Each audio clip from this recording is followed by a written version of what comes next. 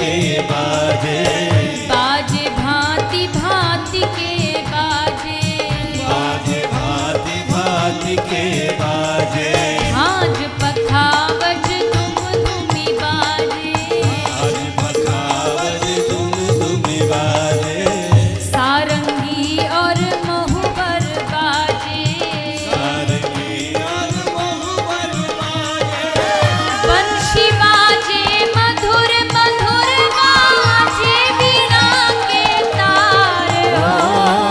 बंसी बाजे मधुर मधुर बाजे, बीड़ा के तार। होए सो आए सो, होए सो रास रचो वृंदावन, है रही पायल की झनकार। ऐसो रास रचो वृंदावन, है रही पायल की झनकार।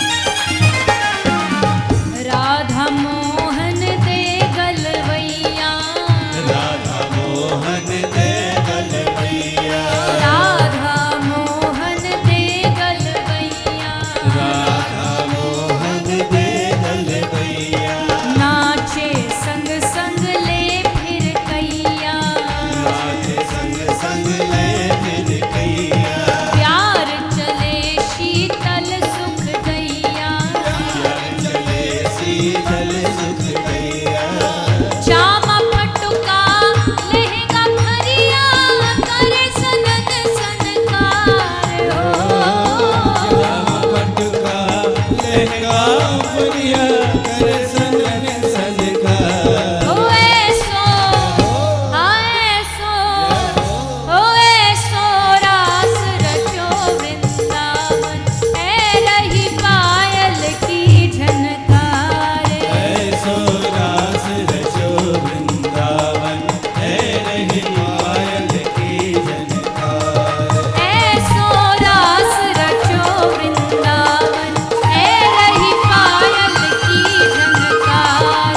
ऐसो रास रचो वृंदावन, है रही पायल की झनकार।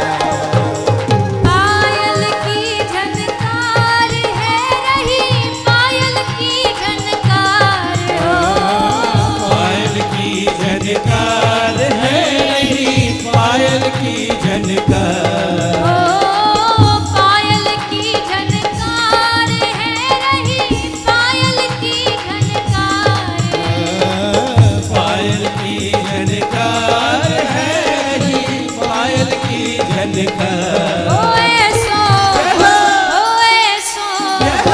आए सो रास रचो वृंदावन, है रही पायल की झनकार।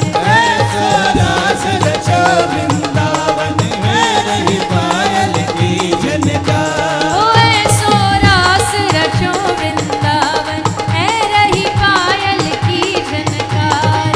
ऐसो रास रचो वृंदावन, है रही पायल की झनकार। ओए सो रास रचो वृंदावन, है रही पायल की झनकार। ऐसो रास रचो वृंदावन, है रही पायल की झनकार। ओए सो रास रचो वृंदावन, है रही पायल की झनकार। है रही पायल की झनकार। ओ है रही पायल की झनकार। है रही पायल की झनकार। ओ है रही पायल। पायल की झनकार।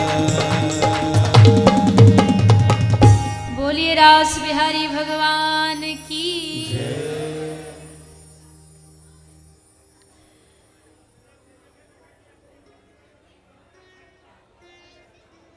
तो ऐसो रास रचो वृंदावन, है रही पायल की झनकार। राधा मोहन दे गलवैया, नाचे संग संग ले फिर कैया। यानी भगवान और श्री राधा रानी भी इस महारास में आती हैं और इस दिव्य महारास का आनंद अपने साथ साथ ब्रज की गोपियों को भी कराते हैं। ये रास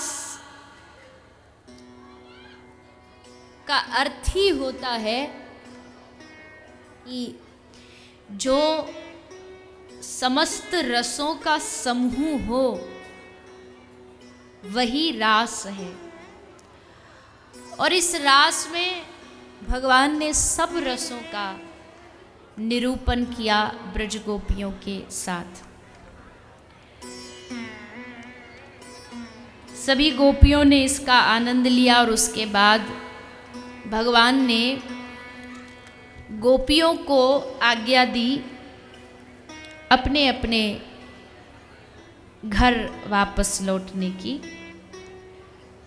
सारी गोपी अपने उसी नित्य कार्य में वापस आ गईं, गृह कार्य में लग गईं। लेकिन एक बार जिस जीव ने भगवान के साथ महारास का आनंद ले लिया हो, फिर उसका मन दूसरी किसी सांसारिक वस्तुओं में नहीं लगता है। गोपी की दशा भी वही हुई कि वो तन से तो संसार की रही, लेकिन मन उसका श्री कृष्ण के उन दिव्य चरण कमलों से जुड़ गया और नित्य निरंतर उसी रस के बारे में सोचती रहती थी।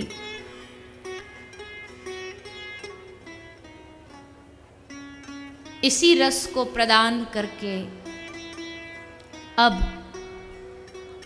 भगवान ने मन बनाया मथुरा की ओर प्रस्थान करने का। भगवान जानते थे कि ये कदम बड़ा ही कठोर है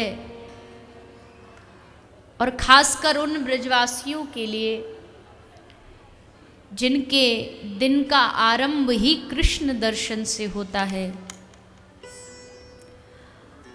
उनके लिए ये बड़ा कठोर निर्णय रहेगा, लेकिन क्या करें, लीला भी करनी है।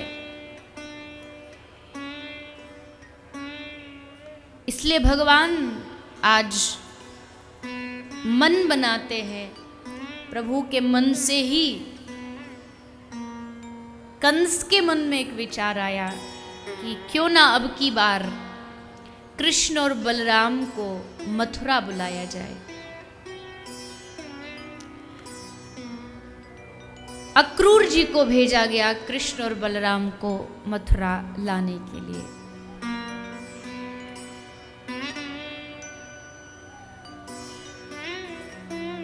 अक्रूर जी आए, अपने विचार रखे नंद यशोदा के सामने। माता यशोदा बड़ी दुखी हुई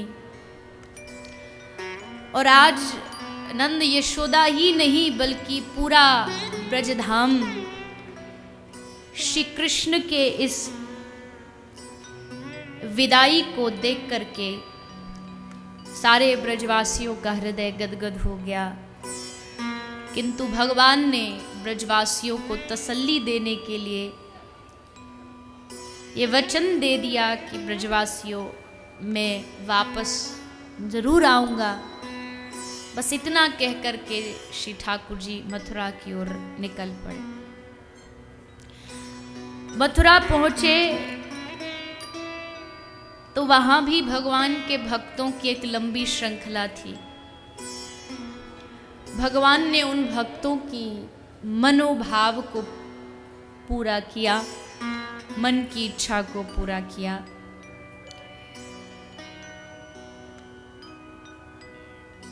भगवान ने उस मथुरा में रह रहे एक धोबी का उद्धार किया।